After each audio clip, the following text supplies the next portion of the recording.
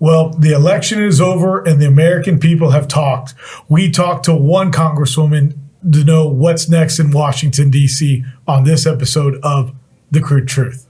In 1901, at Spindletop Hill near Beaumont, the future of Texas changed dramatically as, like a fountain of fortune, thousands of barrels of oil burst from the earth towards the sky. Soon, Detroit would be cranking out Model Ts by the millions, and America was on the move, thanks to the black gold being produced in Texas. Now, more than a century later, the vehicles are different, but nothing else has truly changed. Sure, there may be many other alternative energy sources like wind and solar and electric. But let's be honest, America depends on oil and entrepreneurs, and if the USA is truly going to be independent, it has to know the crude truth. This episode is brought to you by LFS Chemistry. We are committed to being good stewards of the environment. We are providing the tools so you can be too. NAPE Expo, where deals happen. Air Compressor Solutions. When everything is on the line, Air Compressor Solutions is the dependable choice to keep commercial business powered up. Sandstone Group. Exec Crew.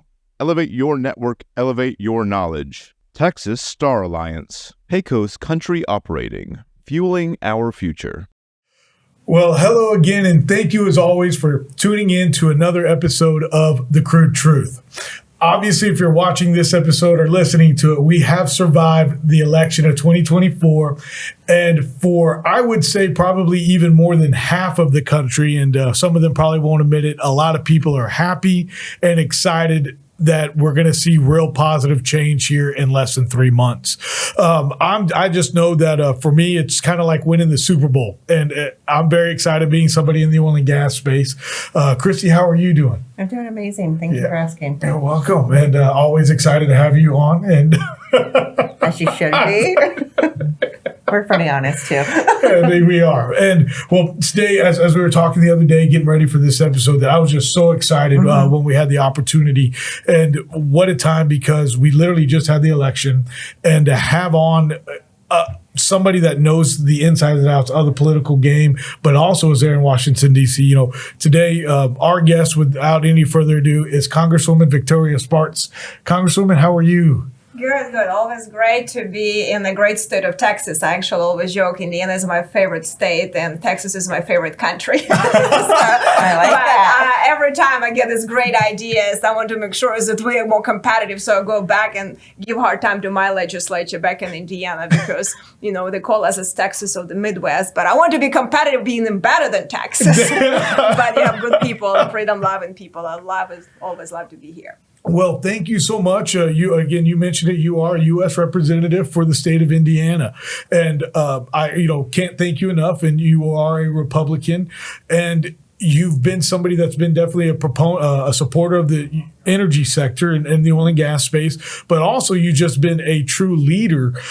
For those out there that don't know you and maybe don't know your journey, I kind of want to just tap into that real quick and, kind of tell people how you got to become U.S. Representative of Indiana. Listen, I grew up under socialism, communism, Marxism, and so it broke my heart when I came here, young, adventurous, and, the age almost 22, with great ideas, to learn about America from Alexis de Tocqueville and Friedman and Hayek. And then I came here and I'm like, OMG, a lot of things are happening. Remind me, Soviet Union and this mob rule. I'm like, this cannot be happening in our country. So I was crazy enough and mad enough to decide that I need to do something about it. And here I am. Now I'm a politician. But, this is a very challenging time for the country. And I truly believe that we have an opportunity now to get our country back to its greatness, because we're the greatest republic, but we've been moving very rapidly in the wrong direction. I tell you what, just, for you to be here about 25 years now, 24 years, and for you to say that you were seeing these things already in 2000, 2005, and even 2010, really concerns me. That was I that blind as an individual during that time? Like, hey, man, we're already headed into this socialistic ways or communism ways, Listen, I think it's like if you put a frog in the boiling water, or you boil a frog. So I think a lot of Americans were like a boiling frog, right? So they were incremental, and taking more and more power.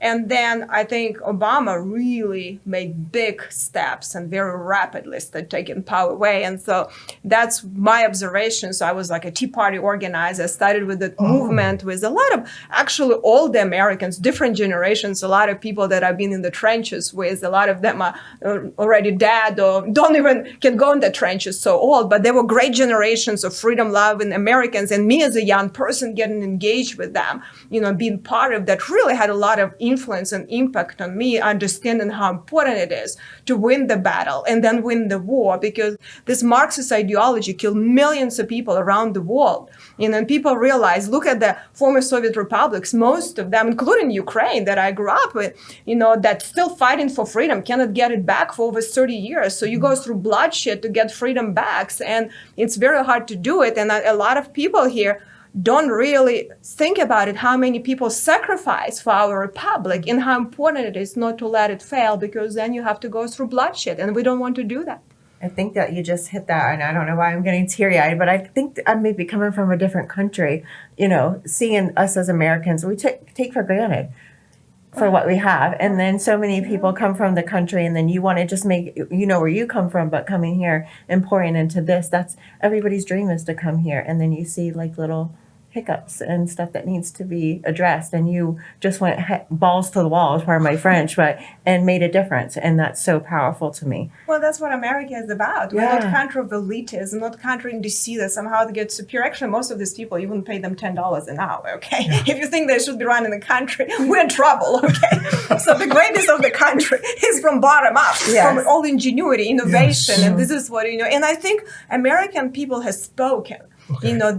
You could see how many people I went to, and I was helping Trump campaign, and went in Pennsylvania, and a lot of, and I was looking at what people came to vote for us. A lot of these people never vote, but they see that the only opportunity for them to have the bright future, to have the American dream, to be able not to be run by what socialism is. You have elite oligarchs on top, and then everyone else equally poor. And American people are done. When they say these people are garbage, that's what they think. They not just say that. They have this elitist view. And I'm like, this is some of the stupidest people I've ever met in my life. I concentrated in Washington, D.C. with no common sense, honestly. And I had all kinds of jobs in my life. I'd never seen more incompetent people in my life. We have college graduates from both colleges and bureaucrats who spend their 40 years that have the least in touch with reality. That's who's running the country. And, and then lobbies that are trying to buy politicians. So it's really a huge problem with that.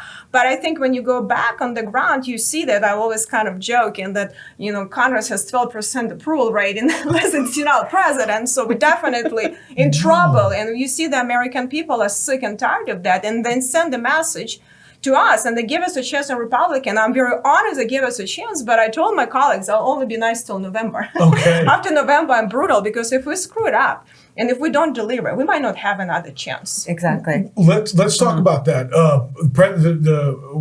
Donald Trump was just reelected for the 47th president. The Republican Party got the Senate back, and I think it's now confirmed that we got the House. So you just said it. We got 2 years. We can't screw it up. It's almost like in the last 4 years during President Biden, it's almost like we have to do something. I say that as a Republican. President Biden, I felt like undid everything that was done during the Trump presidency, but then also shoved everything in that was supposed to be in during the Hillary term, which obviously there was no Hillary term. So it's like we have 18 months. I heard a commentator say that the other day. We have 18 months to literally align this country back on track before the next election. So where do you see things going here on January 20th? Well, I'll tell you, it's actually, I have to give credit to the other side. They're brilliant moving their policy. I might disagree with policy, but I have to give them credit. They're advancing, and they're very smart. Because, unfortunately, in 2016, when Republican had control of House, Senate, and presidency, we didn't do anything to move the needle legislatively. They understand any legislative change will have enormous amount of impact. President Trump done a lot of great things through executive orders. That's not a way to govern. That's not a way to have stability and predictability and good policy have long-term effects. They came and eliminated executive orders. They move legislation. They're very clever, very, smart how they move that. And I think we need to make sure, that we are as smart, to move it. And unfortunately, Republicans are never ready. And I'll be honest with you, we don't have 18 months. We have 6 months because then we go into the, midterm elections. Okay. And if we actually not deliver, we might lose actually the House. And and they will start doing impeachment of Trump if we lose the House, okay? Yes. So I think we actually have 6 months, really you have very short windows where you can have ability to govern and move, because the last year before the election, it's all campaigning and fundraising. No one is governing. No one is going to be governing in 26, okay? Let's just be honest. Next year is the only year we'll be able to do that. But you have to have policies ready. You cannot develop them overnight. Okay. And that's why I'm going to be pushing my colleagues, to start right now, because some of the stuff we haven't been working on. I'll be honest with you. So we need to start working right now. So when we actually have President Trump, when we have Senate, we can move in the first 6 months and put some good policy, fixing debt, fixing healthcare, have good energy policy, dealing with our tax code, securing the border, the country.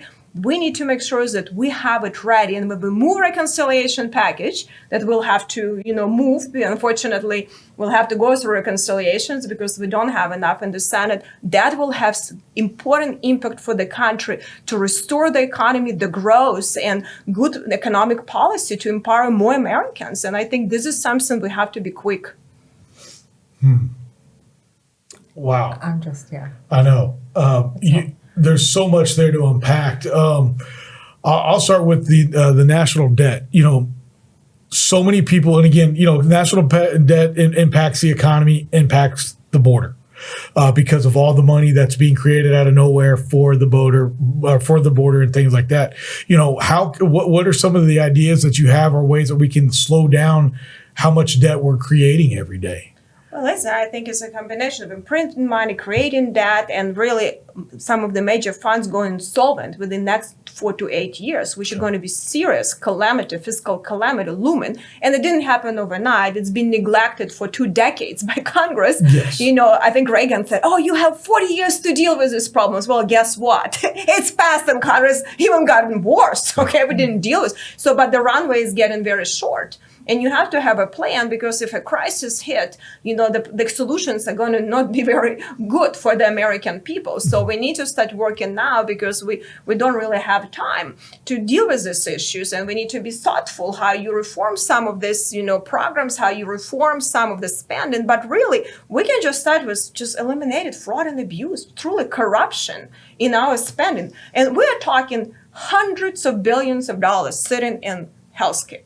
Corruption, overbilling, Medicare, overbill. I mean, we have large monopolies, and I'm a CPA, so I know enough to be dangerous about javelins and stingers, but I'm dangerous with finances. No one likes people who know finances, yes. But that's something I've done for a living, so I can claim expertise. I got paid money in the real world, so I understand what's happening in our balance sheets and income statement, which is really we're in a calamity bankruptcy situation. We're collecting right now $5 trillion and spending $7 trillion, with major funds all going insolvent and already have $35 trillion of debt. I mean, this is going to be huge. We're spending more in interest, $1 trillion in the national defense. And this is going to have really now serious effect on the economy. And our 401ks, instead of investing in businesses, investing in debt now, subsidizing governments. It also has additional negative effects. But healthcare is consuming 40% of our spending. We're giving to all big monopolists. Number one, hospital monopoly lobby. Number two, insurance. Number three, pharma. That's it. They spend so much money to try to shuffle, money around all of these funds. And I said, you know what? Everyone should be on the table, on the menu. We have hyperinflation of price of healthcare. Outcomes are going down. 1 of 7 Americans in insolvency for medical debt, and we're not getting healthy as a country. And enormous money are spent to subsidize, oligopolies. That's what we're doing. It needs to stop. that will help. Healthcare also have effects on state budget, on businesses, and everyone is getting hurt right now by these outrageous increases of prices of healthcare. So we have to stop the subsidies. It's really defrauding the taxpayer. I agree. My background is medical, and so that's actually why I got out of it. Is all of this? It's not medicine anymore. No. It's complete politics, and who can write the script just because to get paid from it, and nobody understands that. And it's just, to me, it's like you said, we're not getting healthier. We're getting worse. Yeah, and productivity of our nation is at stake. Only 30% of our children are actually eligible to go in the military. And majority of them not qualify because of health conditions. Yeah. I mean, I'm like, seriously, this is a national security crisis. We cannot have such unhealthy population. So we have to start thinking about that. But this is the discussion we have. Our farm bill should be also a discussion of how can we have healthier food. Yes. Not also subsidizing oligopolies. I put, it's funny because I was trying to bring some transparency on some of their farm bills. So I was dragged through mud by, this dumb woman doesn't know what she's talking about. Well, I might be a dumb woman, but I know what I'm talking about. I'm a farmer myself, okay? Exactly. I actually can drive a combine, and I've been involved in farming. So I'm not just talking about that. I think they got a wrong person, okay? And her stuff is dumb too. I have a working farmer working on my staff. We're probably the only office has 2 working actual farmers working in the office. So don't tell me all that BS. These people have never seen probably a tractor in their life in real that sit in DC and lobby for big, oligopolies, meat processing that mostly controlled by Brazil and China and using slave labor right now from cartels, underage children on their meat processing plants. And it's happening in Indiana and across this country. And we're subsidizing them. And we actually do protection, and they lobby against farmer in Washington, D.C., and we force farmer to pay $1 billion to lobby against farmer. I said, I want to know. I'm as a farmer paying this check off fees. I want to know where they got, OMG, Congresswoman demanded transparency. They viciously attacked me, but I said, okay, I kind of a person like eye for eye. If you're going to attack me, I'll make sure that amendment is going to make to the floor. So it was brutal, but I hope we'll have a serious discussions how we can actually have more innovation in agriculture, how we can have a healthier food, how we can help smaller farmers, not just try to do so much consolidation that smaller farmers will not be able to survive soon in this world. So we need to think about that, and maybe we'll have a better discussion, not continue status quo. The same with healthcare. All of these issues are extremely, extremely important. They might be not as sexy issues that people like to talk about, but they're extremely important for the American people. They're real and they're raw, and it's how are we going to survive if we don't have healthy food, the proper health care? We're not. To me, it's like they're trying to kill us. Listen, but we have it now, medicine, and as long as you're not dead, but we keep you on dialysis to make a lot of money. You're a perfect person. They don't want no one. There is no outcomes-based, value-based payment system. It's fee for service. As long as they can do a lot of processes and maybe not the right even processes, and we keep subsidizing payment more and mandated more wrong things. Which is actually make us unhealthy, less and less healthy as a nation. Yes. This is unacceptable. This is destroying the productivity of a nation and future of our children. So this should be something number one priority. And I'm going to push my Republicans to start prioritizing that. So I hope more people will put pressure. I'm glad that there is much more discussion on these issues on our side. Very much so, yeah. You just go back to even the kids in the dye and, all of that stuff, radiation. If you have cancer, go get radiation. They're killing you. People don't understand that. Or they give you, instead of overprescribe antibiotics or any medications, they overprescribe everything, prescribe 10, 15 medications. It's crazy. Yes. And then, I always get, you cannot, when I first came here, I had just climate coming from Europe. I had sore throat. And they came you're just doing antibiotics every day. I'm like, are you kidding me? Yeah. I'm not going to do it. So I have some family in Germany, as my mother-in-law is German. So I said, I went to Germany and they gave me some homeopathic things. I took it for a week and I've never had any problems with that, But what if they prescribe me these antibiotics? If I would be taking them for several months and then I would need them someday, they would not work. Yeah, so because you become immune to them. You become immune, you build resilience citizen. And then I always get surprised how in Europe, you can have actually stronger painkillers and aspirin, but they're not addictive. And here you go from like very like Aleve and Advil to something that is going to make you, that should be used in the rare cases when you have a big surgery, that opioids that can make you addicted and destroy your life. Now they're doing pain management with those. Then they're going to be trading and spending money. Now we've become like biggest drug dealer government, selling all that stuff. And, it's becoming a huge problem. So how we don't have anything in the middle? I know, and you go to Germany and you go to Ukraine and you get that stuff there. So how is that? We don't have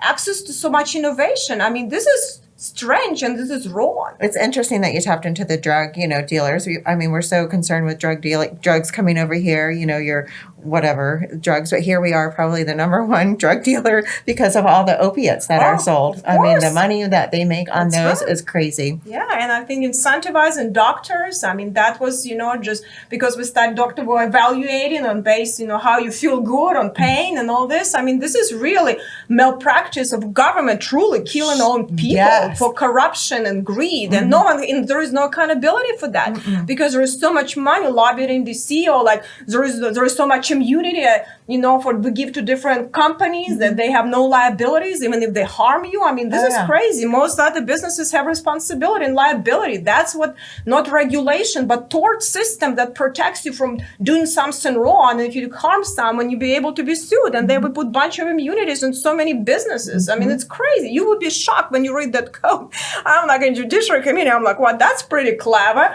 Now everyone, instead of going in courts, they go in legislature, much cheaper to put something in this omnibus that no one knows about, and then, some of the stuff is crazy. So I think we need to make sure we put pressure on our branch. Our branch completely abandoned the American people. Congress, Congress is guilty. No matter, we blame presidents for a lot, but honestly, we're Article 1 branch with power of the purse and power of the war, for a reason. Our founding fathers give us the most power because they want powers to be dispersed. They didn't want to have kings and queens. It was extremely important for them. And our branch betrayed American people. And if we don't get our act together, and now we have no excuses. No excuses Republican has. Yes. We always blame the others. Okay. Now we have both chambers, and if we're not willing to govern, then I'll personally campaign to get rid of all of us. I'll join you. We do not deserve then to govern. If we don't want to let American people down, and we are not going to deliver and be weak and afraid of big money machine and don't have a backbone to do the right thing, that we're not worthwhile. And we'll let Marxists win that. Unfortunately, we will fail our republic. So this is our last chance. I truly believe Americans given us another chance, but this is our last chance. We either do it or we're going to fail. And we are going to be guilty. My party will be responsible for this republic failing. That truly is, because if we cannot do something, then let Marxists win. Exactly. And we'll then see what Marxist is. And people, listen, I live in Marxist and then mob rule. Yeah. So as long as I have lots of guns and ammunition, I'm ready. But I don't think most American people already know what mob rule is or want it. Yes. But if that's what they want, then we'll get it. But I think that will be pretty tough then to get out of it. Wow. Congresswoman Kristy, you guys, I'm loving this. The passion, and I love how you go, we're killing each other. You say it's Congress, like you were there, buck stops with you. The fact that y'all are talking about the opioids, and Kristy, that we're the number one drug dealer, I actually had never thought about that. Yeah. And how you're saying our founding fathers didn't mean for the president to do that, and you're saying it is up to the U.S. for, our security and our war. And that's something that we have a big issue with right now. Our borders are insecure, and we are unofficially, in my words, at war right now with two different places right now, Iran and Israel, and we're there in Ukraine, and we're spending more money over there doing that. What are we going to do about that? What are we going to do about the border? And where do we see Ukraine going? Do you think Ukraine will get fixed before President Trump gets in? Well, listen, peace can be only achieved through strength, right? When America's strong, when we have good energy policies, Russia, we took down Soviet Union, not by weapons. by energy policy. We made a deal with Saudi Arabia, right? And by limiting access to financial markets for Soviet Union. What we did for Russia? Did we put sanctions on oil? No. We harassing our oil production. Yes. I went to Alaska, our pipeline at half capacity. Yep. We couldn't do Keystone pipeline, right? We are destroying energy production domestically and let Russia to finance bloodshed. We lifted sanctions on Iran, and they can finance bloodshed in the Middle East. We let China run and wild take over Africa and pretty much enslaving the continent with the help of Russian Wagner Group. Taking resources and doing the South America. So, we have the worst, the most idiotic foreign policies that I've seen. So I think that's why all these aggressors are moving. So if you think about what's happened in Ukraine, it didn't happen overnight. It started under Bush not being strong. Yeah. Then when Russia entered Crimea, Eastern Ukraine, Obama gave blankets to Ukraine. Yeah. So President Trump was the first president since Reagan that actually had toughness with Russia. And he was probably the toughest on Russia than any other president. He said, not under my watch. He put sanctions on Russian pipeline, Nord Stream 2. He actually the one who increased production of our energy. He was the one who told Germans, oh, no, you cannot be dependent on Russian gas. You better, allies, get to your 2%, if you want to be strong as a NATO. So he did a lot of things that strengthened the NATO. They might not appreciate it. Well, now maybe they'll change the tune now. They weren't appreciating it before. But he actually raised some issues that will because energy security is a national security, international security. Yes. When United States produces energy, we're able to help our allies and help to stabilize the economy, but also not let adversary to destabilize the world. When we have strong economy and strong borders and America is strong, our adversaries understand, don't move. But when we open borders, let terrorists roam through our borders, let cartels control it, enslave a bunch of people, overwhelm the system, welfare system is crumbling, economic system is crumbling. When we have all this, of course they're going to be destabilized as continuing more and more. So we have to stabilize country domestically, get our economy back on track, protect our borders, and tell some of these adversaries, don't you dare move. Exactly. And the only person who is able to do it right now is President Trump. Whether you like him or not, his style, he has toughness when these leaders know he means it. We need that. They don't care about words. They have this grandiose statement on Twitter. Oh my gosh, these people are bandits and criminals between FSB. They're like tough talk. We have terrorists we're dealing with. We're not dealing with the sophisticated, like Europeans that talk for weeks about nothing, but that you can talk at least with them. These are different people that truly understand the language of power and weapons. And if they understand that we're serious, then we can have stability. Then we can negotiate peace in the Middle East, which we need to. We need to tilt the scale and say enough is enough. We cannot let Iran doing what they're doing to stabilize the whole Middle East. And I think there are a lot of countries there, even Arab countries, that I don't think they want that instability. So I think they will, if we work with them, they could actually have lasting peace with Israel, and we need to make sure we support them. But Israel is doing the right thing. Yes. They tilted the scale in their direction to don't you dare. Yes. And the peace competition trends. Ukrainian president, worthless. Okay, he's worthless. I feel so bad. There are so many brave, great young people dying for freedoms, and it's sad that they have to die. And unfortunately, electing bad government, they paying with blood. We paying with a lot of money and some blood too. But they paying with a lot of blood. But the people need to think about leaders they lack. If they would have strong country, if they wouldn't be stealing money with oligarchs not running the country and will be ready for the invasion. They did nothing before the invasion.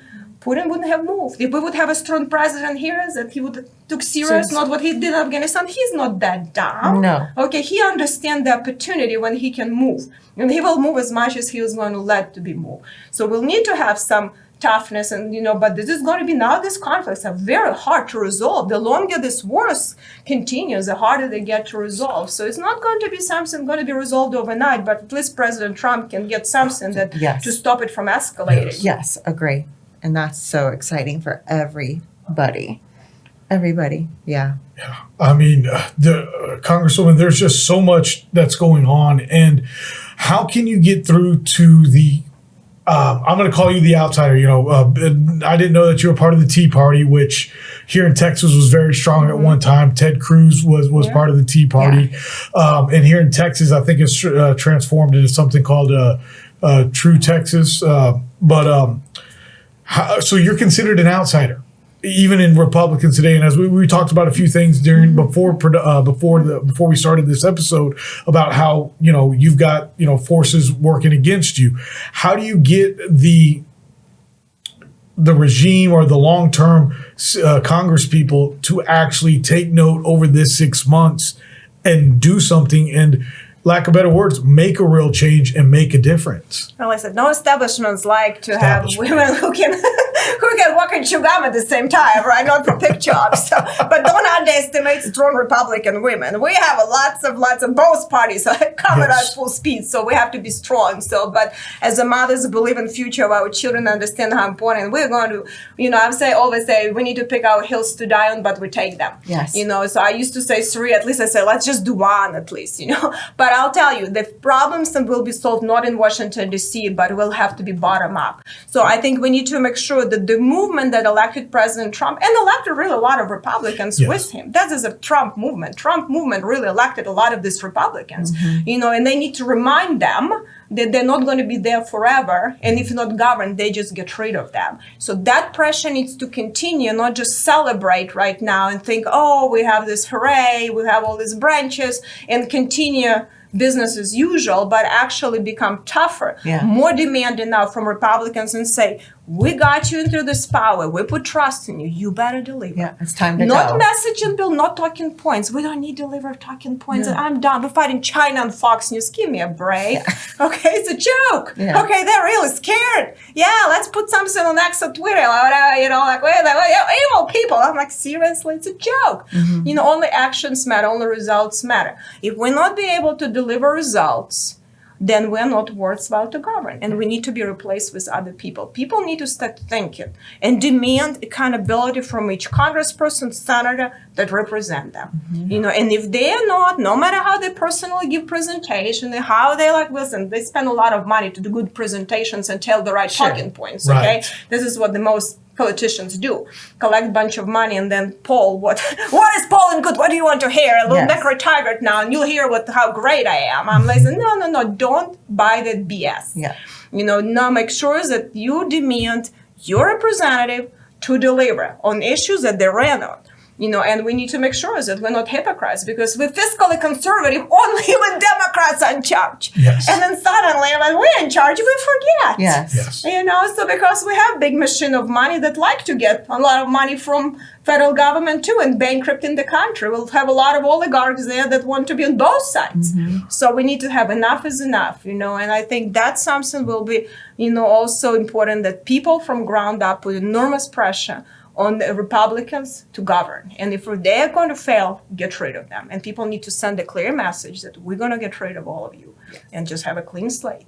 You talk about the fiscal responsibility, does Congress respect the power of the person? And because you just said it's like respecting money, good, bad, or indifferent, you have to respect it. And it's almost like they don't respect it. It's like, oh, it's okay, we'll just go get another $1 billion over here, or we'll just go do this. So listen, the challenge is we usually we don't even know what numbers we're voting on. That's how much we know.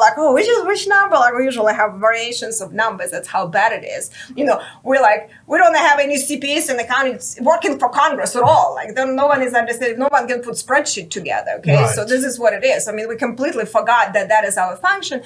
And structurally, we just don't have a structure now. So we need to really revisit. We have some short-term things we need to do, just dealing with reconciliation and have some plans, but revisit. We revisited a few times. I think one we did at the beginning of last century, and then we did in the 70s, how the budgeting process work, and it's completely failed right now. We cannot pass budgets. They're meaningless. It's a joke. It's a dog and pony show. It's a circuses and presentation.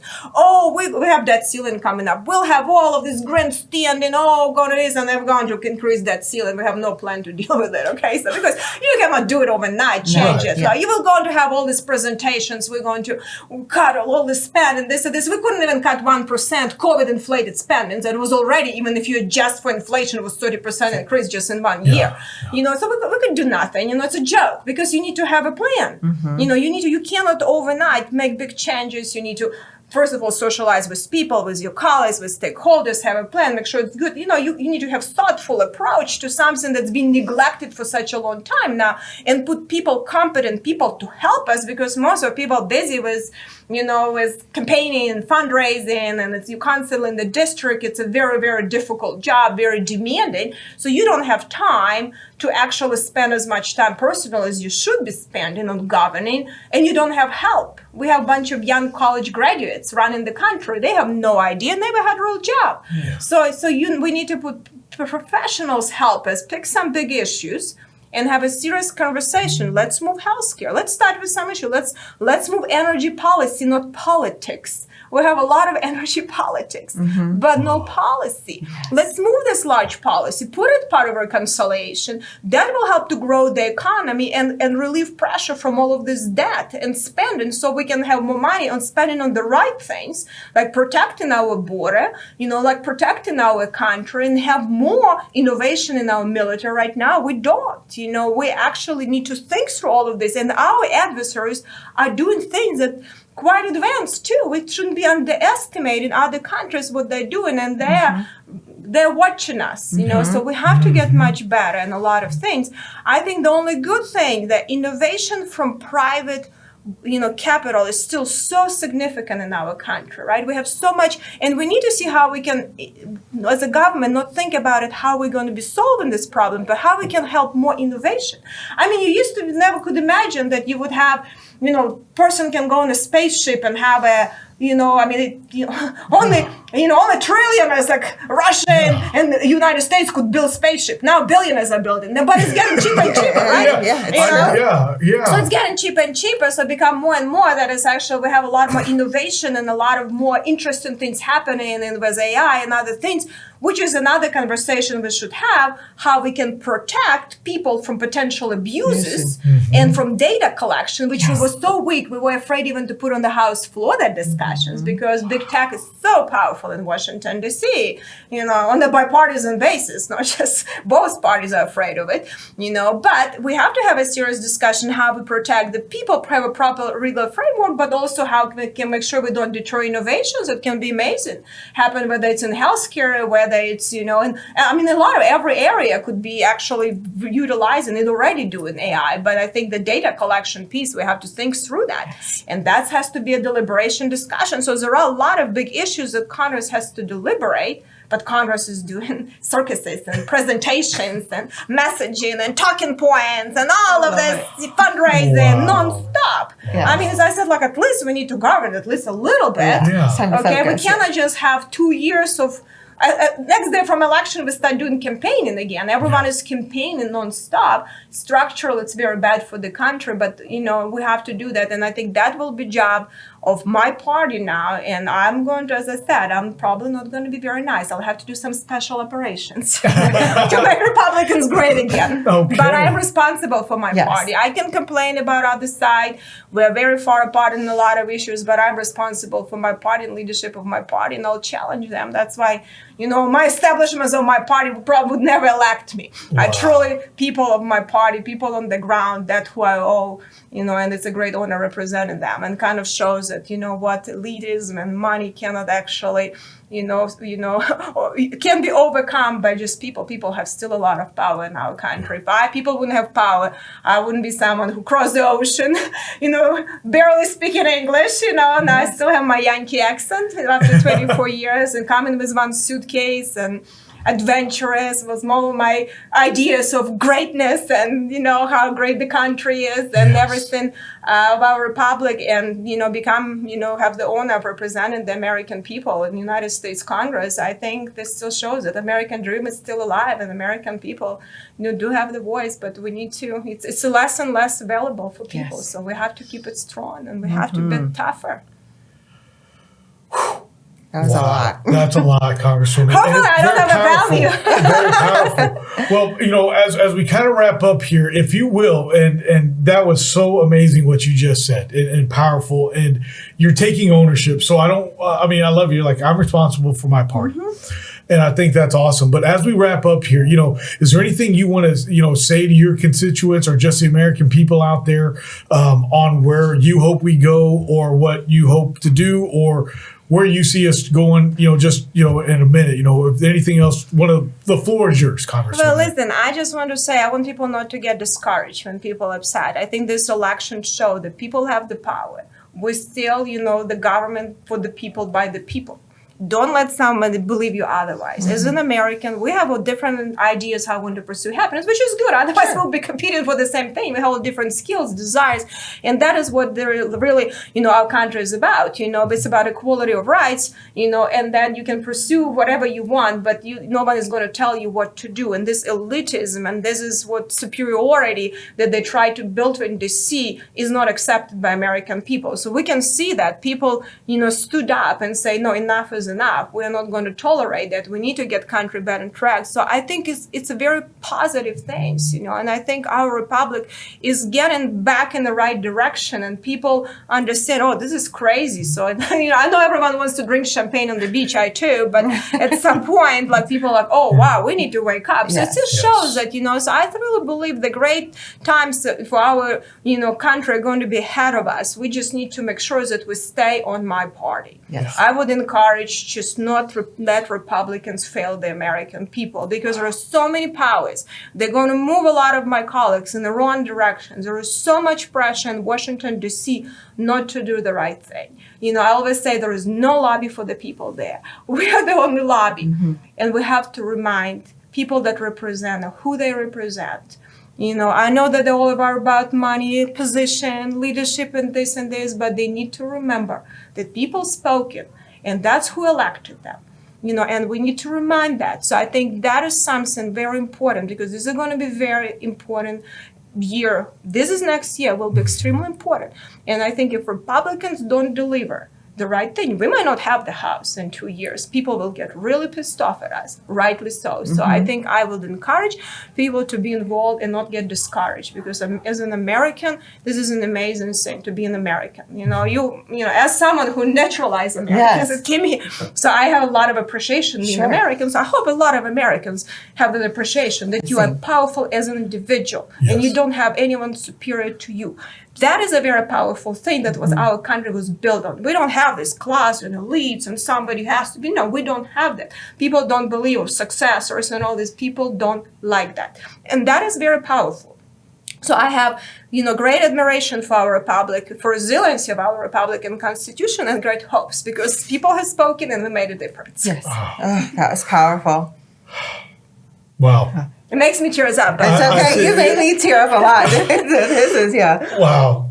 High fives all around. I mean, this was awesome, Congresswoman. Thank you for having me. Thank you. Thank you, because, you know, you're the epitome these days of representing what the American dream is.